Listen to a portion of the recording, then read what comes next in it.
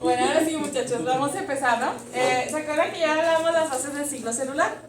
Entonces, estuvimos hablando también de la diferencia entre mitosis y meiosis. ¿Alguien se acuerda cuál es la diferencia? Pues en la meiosis salen 4 células hijas y en la mitosis 2 idénticas, y en la meiosis no son idénticas. Casi siempre es con los espermatozoides y los óvulos.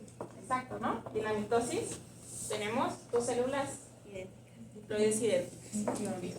Y se acuerdan también, ¿no? Ayer también estuvimos hablando de las fases del ciclo celular.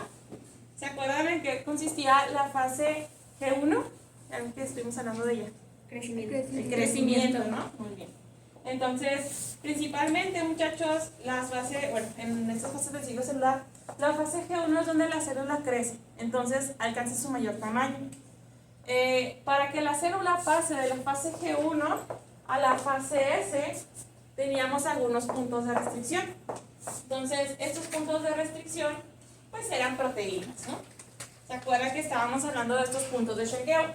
Principalmente eran las, ¿cuáles eran? Ciclinas dependientes de quinasas. Ajá, Y el retinoblastoma. las ciclinas, ¿no? ¿Se acuerdan de, no? Principalmente estos dos tipos de proteínas, las ciclinas y las ciclinas dependientes de quinasas, son las encargadas de establecer estos puntos de control. Entonces, en la fase G1, que estuvimos platicando el día de ayer, veíamos este mecanismo, ¿no? Entonces, este mecanismo se llevaba a cabo gracias a estas dos proteínas, las ciclinas y las ciclinas dependientes de quinasas. Entonces, ¿se acuerdan, muchachos? Que también hay factores de crecimiento o estimuladores de crecimiento o mitógenos que son los encargados de estimular en la producción de estas ciclinas. Entonces, ¿se acuerdan de uno que vimos ayer? ¿Un ejemplo? Algunas hormonas, ¿no? Por ejemplo, los estrógenos, ¿se acuerdan? Estuvimos hablando, ¿no? Los estrógenos o algunos mitógenos como unas proteínas conocidas como la CEMIC. La progesterona también se ha visto que ayuda como mitógeno. Entonces, estos mitógenos, muchachos, o estos estimuladores, estos factores de crecimiento, estimulan la producción de las ciclinas. Entonces, sin estos, la producción de ciclinas se vería disminuida. ¿Y qué pasa si la ciclina no se produce? Pues altera todo este factor, ¿no? Entonces, veíamos el mecanismo, ¿no? Donde las ciclinas tenían que unirse con las ciclinas dependientes de quinasas. Entonces se formaba un complejo. Al unirse ambas, se formaba un proceso y activaba y tenía influencia sobre esas proteínas asociadas. ¿Sí? Entonces, cuando se unían las ciclinas y las ciclinas dependientes de quinasas, se llevaba un proceso conocido como fosforilación. El proceso de fosforilación era el encargado de que estas proteínas asociadas, que a su vez están inhibiendo esta proteína. ¿Cuál era esta proteína? El retinoblastoma, ¿no? Entonces, a su vez, estas proteínas están reprimiendo el retinoblastoma. Entonces, el efecto de las ciclinas y de las ciclinas dependientes de quinasas es llevar a cabo y evitar, activar la supresión, inhibir la supresión que estas proteínas asociadas están reprimiendo el retinoblastoma. Entonces, al activarse las ciclinas y las ciclinas dependientes de quinasa, el proceso de fosforilación se llevaba a cabo para... ¿Qué pasa con esas proteínas? Se me olvidó la palabra. Sí, ¿no? Para... se iba, ¿no? Se expandía. Liberar el retinoblastoma, ¿verdad? Entonces, cuando el retinoblastoma es liberado, a su vez este retinoblastoma actuaba y influenciaba y liberaba también estos factores de transcripción. Entonces, L2F. Entonces, a su vez iniciaba y estimulaba en la expresión de genes, pues para el avance del ciclo celular. Y así la célula pasa de la fase G1 a la fase S. ¿Sí? Entonces, esto fue lo que vimos ayer. La función de las ciclinas dependientes de quinasas, la unión de estas con las ciclinas, el proceso de fosforilación, la liberación del retinoblastoma y cómo la liberación del retinoblastoma, a su vez, liberaba estos factores de transcripción que a su vez estimulaba los genes que a su vez estimulaban el avance del ciclo celular, ¿no? Entonces, estos puntos de control, muchachos, o estos puntos de chequeo son los necesarios para que la célula lleve a cabo un proceso. Entonces, ¿se acuerdan que también estuvimos hablando de... ¿Se acuerdan de la fase G0? ¿Qué era la fase G0? Cuando las células a veces hacían apoptosis o se especializaban en algo. Exacto, ¿no? Y aquí es donde yo les... ¿cómo está? Y ahí es donde yo les comentaba, ¿no? Que aquí hay algunas células que pasan de la fase G1, se brincan a la fase G0. Que aquí es donde la célula, no sé, un linfocito, se va a especializar en un linfocito T o un linfocito citotóxico o etcétera, ¿no? ¿Y qué pasaba, no? Muchas veces el proceso de especialización se reprime.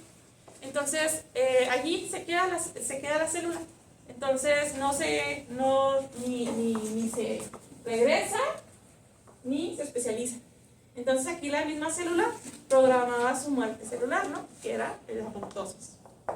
Y eso es lo que estuvimos viendo también el día de ayer. Y bueno, veíamos todos los puntos de control. ¿Y qué más veíamos? La función de la proteína P53. La proteína P53, ¿se acuerdan también que, bueno, esto se le conoce como el guardón del genoma? Entonces hay una lesión en el DNA, ¿verdad? Y esta lesión en el DNA también se lleva a cabo a lo mejor en la fase de crecimiento. Y aquí, esta lesión en el DNA, a su vez, va a haber una activación de la proteína P53. Si la proteína P53 se encuentra activa, esta inmediatamente va a estimular la activación de otra proteína que es la P21. Y esta P21 va a salir y se va a colocar entre el complejo de las ciclinas y las ciclinas dependientes de quinases. Entonces, ¿qué pasa si aquí la P21 se une a este complejo y se inactivan estas proteínas, ¿no? ¿Qué pasa? ¿Qué pasa con la fase G1? ¿Qué pasa con el retinoblastoma? No se libera, ¿no? ¿Y si no se libera? Exactamente, ¿verdad? No se lleva a cabo el progreso del ciclo celular, ¿no? De la fase G1 a la fase S. Bueno, aquí les dejo un video de retroalimentación. Ahí. Y bueno, ahí nos quedamos, ¿no? ¿Se acuerdan que también vimos la fase S? La fase S, ¿qué pasaba en la fase S? Se duplica el ADN. Exacto, ¿no? Se duplicaba el ADN. Entonces, aquí, además de la replicación del ADN, se llevaban a cabo también otros procesos donde se copiaba la información, pero también la célula empieza también un proceso donde se está preparando para la replicación, para la división, ¿no? Entonces, principalmente en la fase S es donde se lleva a cabo, como ya lo mencionaron, la replicación del ADN, ¿no? Y principalmente cualquier error en la copia del DNA, pues se llevaba a cabo y pues minimizaba también todos los fallos, ¿no? Esto ya lo vimos, ¿no? Entonces no tiene caso que nos metamos un poco más en la replicación del ADN. Igual, muchachos, también en esta fase, la fase S, también aquí hay proteínas que también actúan en estos checkpoints, ¿no? Donde si hay alguna rotura o si hay alguna daño en el genoma, pues también evitan que el progreso del ciclo de la fase S a la fase G2 se lleve a cabo. Entonces, estuvimos hablando, ¿se acuerdan? ¿Para qué servían las histonas?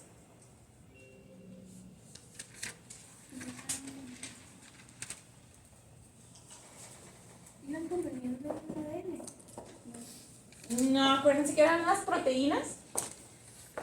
Son estas proteínas, ¿no? Estas bolitas que vemos aquí son las proteínas. Entonces, estas se encargan de tomar toda la cadena y empaquetarla. ¿Se acuerdan cuando veíamos la cromatina? La cromatina se encontraba así toda descondensada, ¿no? Entonces, cuando se activa la fase S, la cromatina se empieza a condensar y se empieza a enrollar. que es lo que vemos como los cromosomas, exacto, le da forma, ¿no? Entonces, para eso actúan las histonas. Las histonas están actuando y son las que llevan a cabo acomodo de las cadenas de DNA. Si se fijan, son varias histonas y estas histonas, junto con la cadena de DNA, van a formar una estructura conocida como nucleosoma. Entonces, esa es la principal función. Así es como los estamos viendo en este fijar. Vemos cómo se encuentra aquí descondensado. Vemos cómo estas histonas, que son estas pelitas que vemos aquí, empiezan a juntar todo el DNA hasta formar una fibra de cromatina, hasta poder observar el cromosoma como tal. ¿Sí? Entonces, esto se lleva a cabo en la fase S.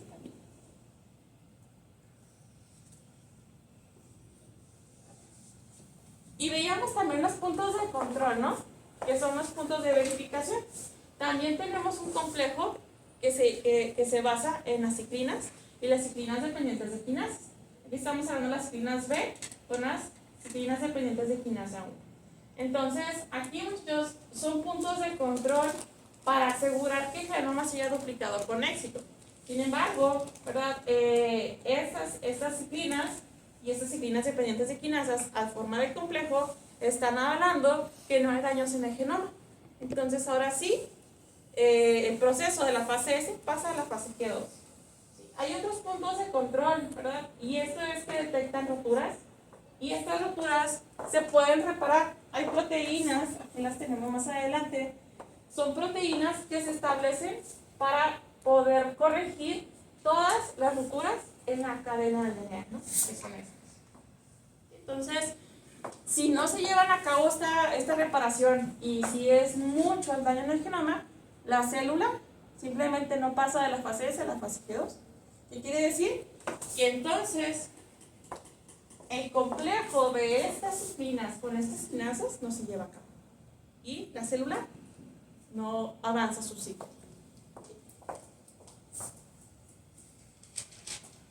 Bueno, eso lo vimos ahí. También veíamos la fase G2. ¿Qué pasa en la fase G2, muchachos? ¿Cómo se prepara para la mitosis? Exacto, ¿no? Es un punto de crecimiento, es un periodo de finalización en la fase S, ¿verdad? Y aquí es un punto de control donde se lleva a cabo un segundo chequeo para ver si no hay roturas en la DNA y si la división se llevó a cabo la replicación del DNA se llevó a cabo correctamente. Entonces, es un punto principalmente donde la célula se prepara, ahora sí, para la mitosis.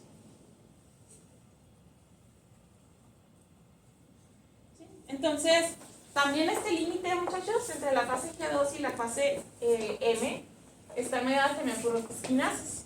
¿Se fijan? Son estas quinasas y las quinasas dependientes de ciclinas. Principalmente la ciclina B1, ya cuando se está finalizando la fase S, esta es la que se sintetiza. Entonces, para dar ahora sí lugar a la fase G2. Entonces, pues este complejo, muchachos, es más breve y son las que determinan si de verdad la célula va a pasar de la fase G2, ahora sí, a la mitosis. Entonces, eso es lo que vimos el día de ayer. Vimos el proceso de la fase G1, la fase S y la fase G2. Entonces, también a estos tres procesos, a estas tres etapas, se les conoce como interfase. Entonces, la interfase, chicos, es toda esta preparación para que la célula se vaya a dividir. Entonces, la interfase pues está compuesta por la fase G1, la fase S y la fase G2. Y al final de esta fase viene este breve periodo conocido como mitosis. ¿Dudas, muchachos, con estas fases?